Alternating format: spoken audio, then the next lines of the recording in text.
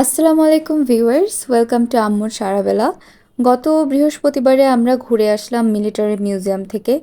Ticket কাটতে হয় military মিউজিয়ামে ঢুকতে গেলে। সো সেই টিকিটটা আমরা আগের দিন রাতের বেলায় রাতে কেটে ফেলেছিলাম, যেন লাইনে দাঁড়িয়ে আমাদেরকে সময় ওয়েস্ট না করতে হয়। এখানে দেখতেই পাচ্ছেন যে আমাদের ডান পাশে ওই যে, হ্যাঁ, এটা হচ্ছে আমাদের টিকিট কাউন্টার।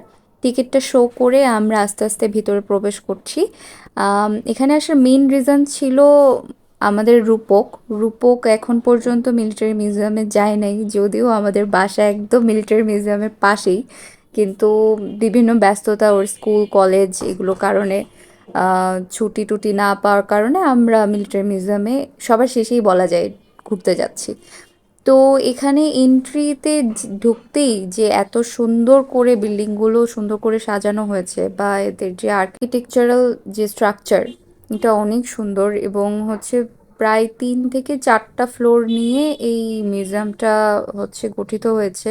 নিচে আছে নেভির, নিচে পুরাটা মানে আন্ডারগ্রাউন্ডে যেটা আছে পুরোটা হচ্ছে নেভি, এবং আন্ডারগ্রাউন্ডের নিচেও আছে হচ্ছে সাবমেরিন, ওটাও নেভির। আর হচ্ছে ফার্স্ট ফ্লোরে আছে হচ্ছে নর্মাল সুন্দর সুন্দর হচ্ছে ট্যাঙ্ক, তারপর হচ্ছে কামান, তারপর হচ্ছে বিমান এগুলো। এবং সেকেন্ড ফ্লোরে উপরে উঠে আসলে এখানে পুরোটাই হচ্ছে সেনাবাহিনীদের। সেনাবাহিনীদের হচ্ছে ব্যবহৃত জিপ, তারপর হচ্ছে তাদের গান, তারপর মেশিন গান, তারপর হচ্ছে যুদ্ধের সময় ব্যবহৃত কিছু গাড়ি, তারপর হচ্ছে আরও রয়েছে এয়ার ডিফেন্সের জন্য বিভিন্ন মিসাইল। এখানে আমরা দেখতে পাচ্ছি উপরে একটা সিঁড়ি চলে গিয়েছে। এটা হচ্ছে আমাদের ফোর্থ ফ্লোর, এবং ফোর্থ ফ্লোর পুরোটাই এয়ারফোর্সের। আনফর্চুনেটলি উপরে আমাদের ওঠা হয়নি। এখন আমরা থার্ড ফ্লোর থেকে ঘুরে যাচ্ছি। এখানে নিচে হচ্ছে বানৌজা, ইশাখা আর মতো আরও দুই একটা হচ্ছে শিপের মডেল নিচে সাজানো আছে। আমরা একটু পরে নিচে যাব, তখন সামনে থেকে দেখা যাবে। আর হচ্ছে আমরা এখনও সেনাবাহিনীর ফ্লোরেই আছি। এখানে এখানে হচ্ছে মুক্তিযুদ্ধর আমলের এবং তারও আমলে ইংরেজ আমলের সেনাবাহিনীর যে হচ্ছে পোশাকগুলো ব্যবহৃত হতো সেগুলো ওখানে রাখা আছে। এই নিয়ে যে ব্যক্তিকে আমরা দেখতে পেলাম একটু আগে, উনি হচ্ছে সেকেন্ড ওয়ার্ল্ড ওয়ারে বাংলাদেশের পক্ষ থেকে যুদ্ধ করেছিলেন। ওনার সাথে সেনাবাহিনীর চিফের একটা সাক্ষাৎকার, ওখানে একটা ভিডিও ক্লিপস, ওই ক্লিপটা কন্টিনিউয়াসলি দেখানো হয়। এবং এখানে হচ্ছে বাংলাদেশ মিলিটারি একাডেমিতে ব্যবহৃত বিভিন্ন যে ক্যাডেটদের পোশাক ওগুলো রাখা আছে। এই রাইফেলসগুলো হচ্ছে এগুলো দিয়ে বেয়োনেট ফাইটিং করে। সামনে ছুরি দেখা যায়। এগুলো বিভিন্ন কোরের, যেমন বিভিন্ন যে ব্রাঞ্চ আছে আর্মিতে, সেই ব্রাঞ্চের এক একজনের এক এক কালারের হচ্ছে ক্যাপ থাকে। সেই ক্যাপগুলো ওখানে শো করা আছে। এগুলো হচ্ছে বিভিন্ন মেডেলস, পদক, যেগুলো হচ্ছে মুক্তিযুদ্ধ আমল বা ইংরেজ আমল থেকে আমাদের সেনাবাহিনীর মানুষজনরা পেয়ে আসছে সেগুলো।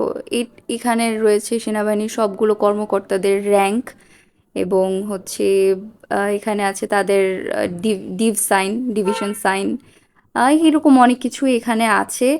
প্রত্যেকটা আলাদা আলাদা ইউনিটের বা আলাদা আলাদা কোরের আলাদা আলাদা হচ্ছে ডিভ সাইন ওখানে আছে। এখানে হচ্ছে যে সেনাবাহিনীর যে কয়টা সিরিমোনিয়াল ড্রেস, কমব্যাট, তারপর হচ্ছে ডক্টরদের ড্রেস বা নার্সদের ড্রেস ইনক্লুডিং আছে এখানে। আর্মার্ড কোরের হচ্ছে ডাংরি, তারপর বিজিপির ইউনিফর্ম, ক্যাডেটের ইউনিফর্ম, সবই এখানে একসাথে শো করা আছে। এটা একটা খুব সুন্দর একটা লাইভ মডেল এখানে রাখা আছে। আর এটা হচ্ছে ওই যে বিএম এর ঘোড়া, এই ঘোড়াতে করে অ্যাডজুটেন্ট আসে পাসিং আউটের দিনে। এখানে আছে হচ্ছে ক্যাডেটদের বিভিন্ন ইউনিফর্ম। এরপর এটা হচ্ছে আমাদের আমরা চলে এসেছি নিচে। এটা হচ্ছে নেভিদের সাইড।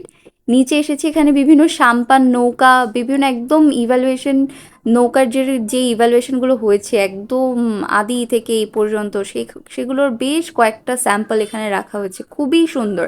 আমার কাছে সত্যি বলতে নেভিদের পার্টটাই সবচেয়ে বেশি অ্যাট্রাক্টিং লেগেছে। এবং এই হুইলটা দিয়ে হচ্ছে ক্যাপ্টেন ঘুরিয়ে ঘুরিয়ে জাহাজ পরিচালনা করে, এটা খুবই সুন্দর।